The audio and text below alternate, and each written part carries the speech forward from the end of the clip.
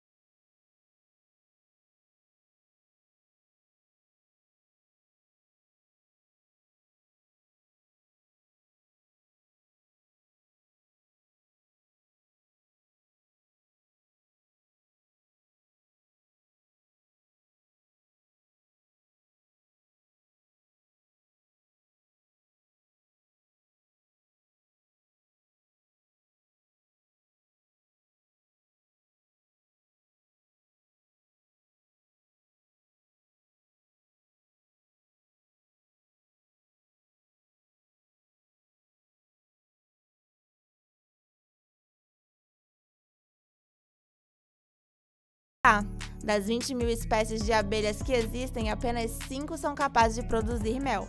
Agora que você conhece o ciclo de vida das abelhas, vamos resolver uma das perguntas mais frequentes. Como as abelhas produzem mel? O processo de formação do mel começa no momento em que as abelhas operárias saem da colmeia em busca de flores com néctar abundante. Quando encontram, elas tomam o néctar com sua extensa língua. É importante notar aqui que o néctar é um líquido com açúcares que as plantas secretam para atrair insetos polinizadores como as abelhas. Assim que elas pegam o néctar, armazenam o líquido temporariamente em um reservatório de néctar, que é diferente do estômago que usam para se alimentar. O retorno à colmeia. Com o reservatório de mel cheio, as abelhas voltam para a colmeia. Aí, com uma dança curiosa, indicam às suas companheiras onde estão exatamente as flores que encontraram, para que possam recolher todo o néctar possível. Em seguida, as abelhas esvaziam seus reservatórios de néctar, distribuindo para outras abelhas que vão processá-lo. Elas vão engolir e regurgitar o néctar várias vezes por cerca de 20 a 30 minutos para que ele perca a umidade. Além disso, são adicionadas algumas enzimas presentes em suas bolsas de néctar. Antes de continuar, vamos fazer um rápido quiz. Quanto tempo você acha que o mel dura, ou seja, qual seria a sua validade? A. 5 anos, B. 10 anos, C. 15 anos ou D. Não estraga? Qual você acha que é a resposta certa? Pense bem, no final do vídeo a gente te dá a resposta. Armazenamento nos favos de mel. Quando está com a consistência certa, as abelhas armazenam o líquido resultante nos favos de mel. Ainda não podemos chamar esse líquido de mel, pois ele ainda precisa perder um pouco mais de umidade. Para fazer isso, as abelhas movem suas asas sobre os favos até verem uma consistência adequada, que geralmente é quando alcança uma taxa inferior a 20% de umidade. Isso impedirá a fermentação. E finalmente, quando finalizam a produção do mel, elas selam ele com a mesma cera com que fazem o favo de mel, com uma fina camada chamada opérculo. Como as abelhas produzem mais mel do que precisam para elas mesmas, uma certa quantidade pode ser extraída desde que se deixe alimento suficiente para que possam consumir. Vamos ver agora como os apicultores fazem a extração do mel dos favos. A extração do mel. Quando o apicultor coleta alguns favos de mel, a primeira coisa que ele faz é destampá-los, ou seja, retirar a fina camada de cera que protege o mel. Isso pode ser feito com facas especiais ou com máquinas com lâminas chamadas máquinas desoperculadoras. Depois de retirada a camada, os favos são colocados em um extrator. Trata-se de uma máquina que faz os favos girarem rapidamente, de forma que a força centrífuga seja responsável pela extração do mel do favo. Por fim, o mel extraído e armazenado em pequenos reservatórios é deixado em repouso por alguns dias. Dessa forma, se restar alguma impureza, ela pode ser eliminada por decantação, uma vez que o mel, sendo mais denso, fica no fundo, enquanto as impurezas sobem à superfície. E voltando à pergunta que fizemos antes, você já pensou sobre a validade do mel? A resposta correta é a letra D. O mel retém todas as suas propriedades benéficas por muitos e muitos anos, portanto, podemos dizer que ele não vence. Na verdade, já foi encontrado inclusive mel de até 3.000 anos, em alguns túmulos de faraós em perfeitas condições, pois era comum embalsamar os grandes líderes do Egito com esse precioso produto das abelhas. O que você achou? Você esperava que esse processo de produção de mel fosse assim? Agora explicamos por que esses animais são tão importantes. Os insetos fazem parte dos nossos ecossistemas naturais e neles desempenham um papel crucial, pois fazem parte da biodiversidade, conceito-chave para garantir que o mundo não deixe de ser como conhecemos. Polinização, chave para a biodiversidade. Se as abelhas desaparecerem ou seu número diminuir significativamente, isso significaria uma catástrofe ambiental. Parece dramático, mas é assim que as coisas são. 35% da produção alimentar mundial depende diretamente delas, o que significa que a segurança alimentar que supostamente vivemos seria afetada tal como a conhecemos. Se a atividade realizada pelas abelhas fosse feita mecanicamente, custaria quase 200 milhões de dólares, segundo o Greenpeace.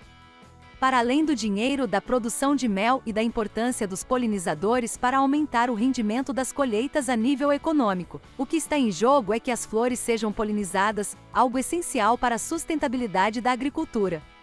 Mas como podemos depender de um simples inseto? O seu papel no que diz respeito ao equilíbrio ecológico é fundamental, é um fato irrefutável, com o qual ainda podemos ir mais longe.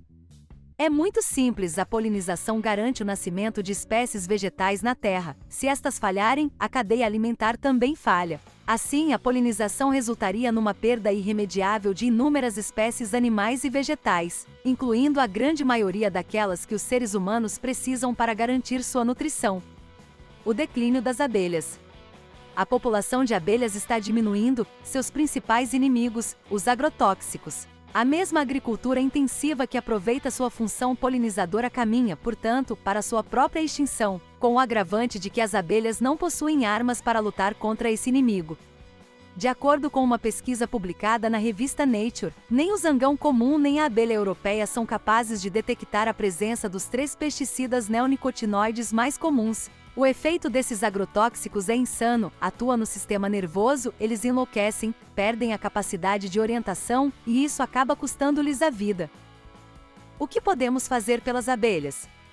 Muitos de nós nos perguntamos o que podemos fazer e a realidade é que podemos fazer muito. Nossos amigos da Fundação Amigos das Abelhas nos dão algumas ações que podemos fazer para proteger nossas abelhas. Não hesite em visitar o site abelhas.org, onde você encontrará as melhores informações e como ajudar. Saiba mais para respeitá-las melhor. Se interesse pelo mundo das abelhas e seu papel na polinização. Visite uma sala de aula de apicultura e conheça o enorme valor que elas têm na natureza. Compre mel local. O mel local é produzido por apicultores próximos, atende a todas as exigências das normas alimentares e seu sabor reflete a flora local e suas características e propriedades são muito diferentes daquelas provenientes da venda nos grandes supermercados. Ajude a proteger colmeias de abelhas.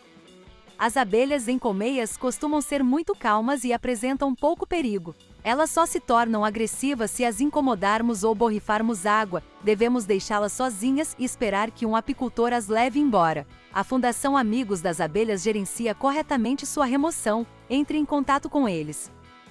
Não inicie fogo no campo, principalmente no verão.